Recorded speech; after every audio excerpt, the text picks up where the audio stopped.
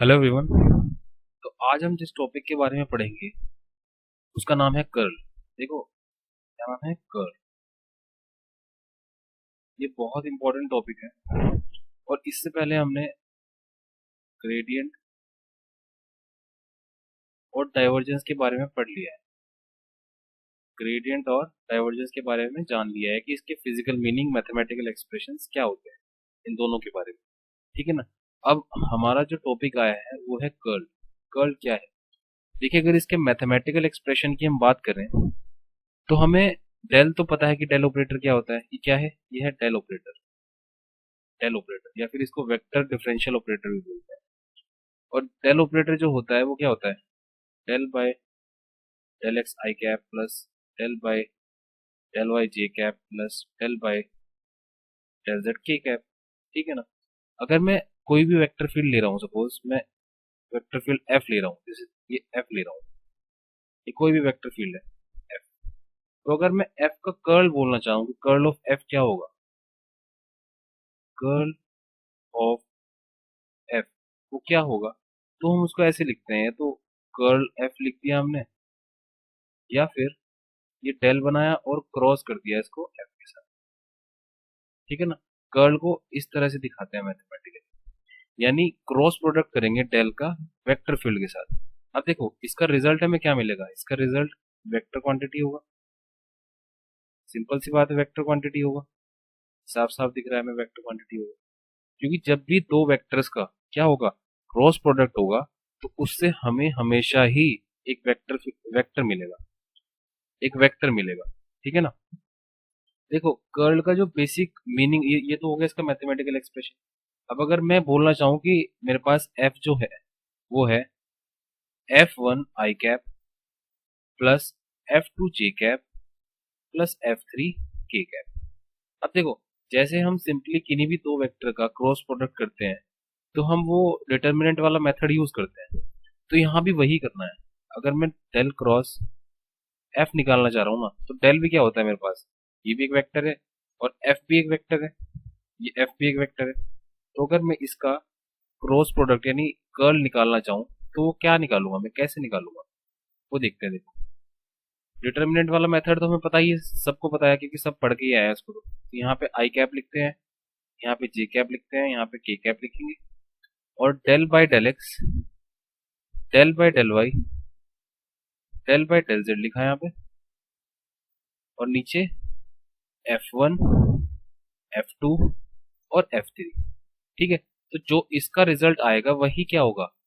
वही हमारा कर्ल होगा, F कर्ल होगा। और ये एक वेक्टर क्वांटिटी होगी, सबसे इंपॉर्टेंट चीज है, ये एक वेक्टर क्वांटिटी। तो कर्ल ऑफ एफ जो भी आएगा ना, वो हमेशा ही वेक्टर फील्ड के परपेंडिकुलर आएगा।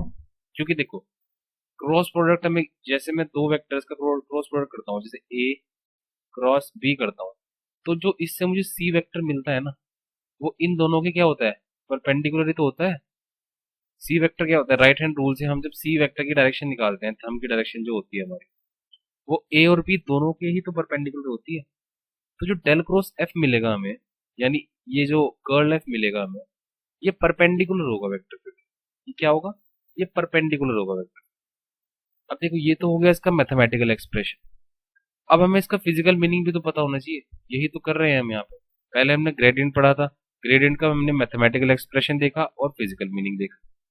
फिर हमने डाइवर्जेंस पढ़ा, उसका हमने मैथमेटिकल एक्सप्रेशन देखा। फिर हमने उसका फिजिकल मीनिंग पढ़ा। अब हमने इसका कर्ल का मैथमेटिकल एक्सप्रेशन देख लिया है। अब हम इसका फिजिकल मीनिंग देखेंगे। देखिए, कर्ल जहां भी आप लोगों के पास आए तो हमेशा जान लेना कि वो रोटेशन से रिलेटेड हो। देखो, इसका एक बहुत अच्छा एग्जांपल मैं दिखा सकता हूँ आप लोगों को। जैसे, एक सेकेंड, जैसे ये दिख रहा है आपको, ये इसमें पानी है कंटेनर में। देखो, आप एक एक बार पहले एक चीज आप इमेजिन, हाँ इमेजिन करिए, जैसे डेली लाइफ की चीज है। जब आप चाय बनाते हैं, ये कप है हमारा, ठीक है, चाय का कप है। चाय बनाते हैं और चाय को जब छानने जाते हैं, ये छान रहे हैं यहाँ से, चाय यहाँ से डलेगी ऐसे। तो चाय को जब आप छानोगे तो चाय दिखेगी वर्टिकली गिर रही है नीचे, वर्टिकली यहाँ पे आएगी। और आप उसको ऑब्जर्व करना कि कभी जब यहाँ पे आती है वो तो ऐसे रोटेट करना स्टार्ट कर देती है, रोटेट होके तब वो रुकती है, रोटेट होके तब वो रुकती है, रोटेट होती है पहले। ठीक है, तो हम डाल तो उसको लीनियरली रहे हैं उसमें, चाहे हमने ऊपर से छानी जो, वो लीनियर नीचे नीचे लीनियरली आ रही है, मतलब सीधे आ रही है, लेकिन जब वो कप में गिरती है यहाँ पे, वो इस तरीके से रोटेशन करना स्टार्ट कर देता है, लिक्विड रोटेशन करना स्टार्ट कर देता है। तो ये किसकी वजह से होता है, ये कर्ल की वजह से होता है, ठीक है ना। तो जहां भी हमारी रोटेशन की बात आएगी वहां हम कर्ल की डिस्कशन करेंगे हमेशा ही। ठीक है, अब देखिए आप इस कंटेनर में देखिए, जैसे इस कंटेनर में पानी है, ठीक है, अब जब ये पानी रोटेशन करेगा तो it is related to the curl, it is related to the curl. ये क्या है, ये वेक्टर फील्ड मान लीजिए, ठीक है, ये वेक्टर फील्ड मान लीजिए। तो वेक्टर फील्ड जब हम इसको कंसिडर कर रहे हैं, तो जब जैसे हमने इसमें कंटेनर में भी ऊपर से पानी डाला है, ये पानी हमने ऊपर से इसमें ऐसे डाला, ऐसे ही मान लीजिए इसको। जब ये ऊपर से इसमें ऐसे डलेगा तो एक बार को रोटेशन करेगा इस तरीके से, एक बार को रोटेशन करेगा इस तरीके। तो जब ये रोटेशन करेगा ना, उसी चीज को बोलेंगे कर्ल। तो curl is related to rotation of the vector field. तो अगर मैं इसको डेफिनेशन दूं कर्ल को, कि डिफाइन मुझे करना है कि कर्ल क्या होता है, मुझे डिफाइन करना है इसको कि कर्ल की डेफिनेशन क्या है। तो कर्ल की डेफिनेशन बेसिकली ऐसे बोल सकते हैं कि it is the measure of how much field of force can turn you और एनी ऑब्जेक्ट, टर्न यू या फिर रोटेट यू। मैं लिख देता हूँ, देखो मैं लिखूंगा तो क्या लिखूंगा, कर्ल क्या है, it is a measure of how much, measure of how much field of force, how much field of force can rotate you or any object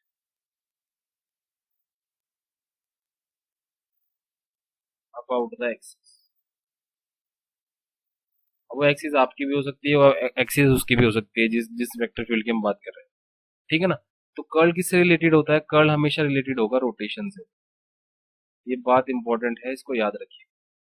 तो कर्ल किससे रिलेटेड होता है, कर्ल हमेशा रिलेटेड रहेगा रोटेशन से, ठीक है ना।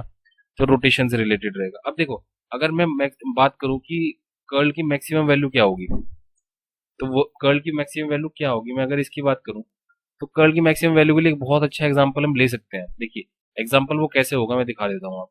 जैसे आपने ये हम आपने किया ही होगा हमेशा, जैसे आप नहाने बैठते हैं बाथरूम में, तो वहां पे बाल्टी होती है, जैसे बकेट है हमारी, ये बकेट रखी है, ठीक है, इसमें पानी है।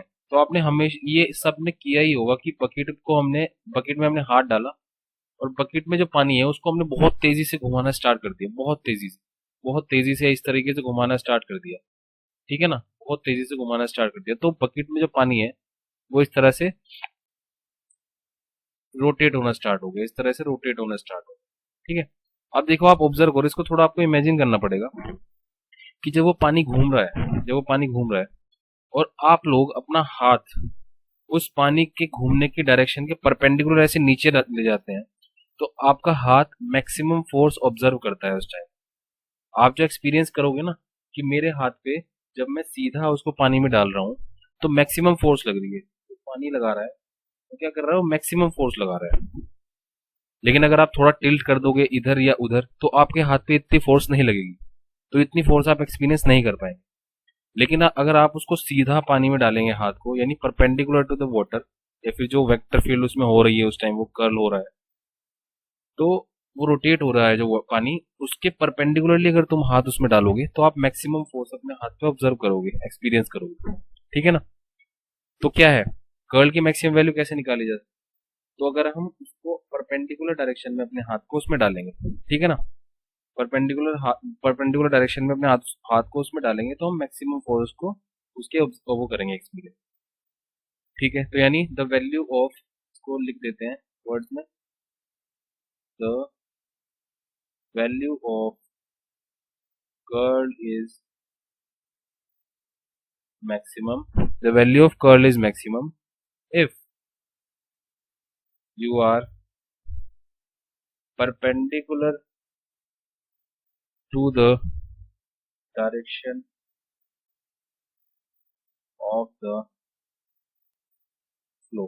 देखिए अगर आप एग्जांपल्स के साथ चीजों को याद करेंगे ना तो वो याद भी रहेंगी, वरना फिर जबरदस्ती लोगों को रटना पड़ता है और रटने से फायदा नहीं है कुछ, ठीक है। तो अगर आप एग्जाम्पल के साथ उस चीज को देखेंगे कि अगर आप ये देखिए, ये हमने बताया जैसे आपको एग्जाम्पल लिया हमने बकेट में वाटर को रोटेट करने वाला और उसमें हाथ जब हम डालते हैं, एक रियल लाइफ एग्जाम्पल है, ये हम सब ने किया है लाइफ। तो एक रियल लाइफ एग्जाम्पल है, ये हमें याद रहेगा एंड तक। तो ठीक है, कर्ल की मैक्सिमम वैल्यू कब होगी? The value of curl is maximum if you are perpendicular to the direction of the flow. और ये एग्जाम्पल वही याद रखिएगा इसमें, बकेट वाला। ठीक है, बहुत बढ़िया। अब देखिए ये आपका हो गया है कर्ल का पूरा। हमारा तीनों जो स्टार्टिंग होती है इस ग्रेजुएशन में, ग्रेडियंट, ग्रेडियंट में हमने डायरेक्शनल डेरिवेटिव भी पढ़ा था, फिर हमने डाइवर्जेंस पढ़ा, और अब हमने कर्ल भी पढ़ लिया है। अब हमने कर्ल भी पढ़ा, तो ये तीनों चीजें हमारी पूरी हो गई, तीनों चीजें हमारी पूरी हो गई हैं। तो अगला लेक्चर जो आएगा वो होगा लाइन इंटीग्रल के बारे में, उससे अगला फिर सरफेस इंटीग्रल के बारे में, फिर हम स्टोक्स थ्योरम ये सब पढ़ेंगे और कंटिन्यू करेंगे अपने पूरे लेक्चर्स को। ठीक है ना? तो बहुत बढ़िया, ये अच्छे से समझ में आएगा आई होप। और बाकी आप लेक्चर्स देखते रहिए और ध्यान रखिए, अपना ख्याल रखिए। ठीक है, ओके, टेक केयर।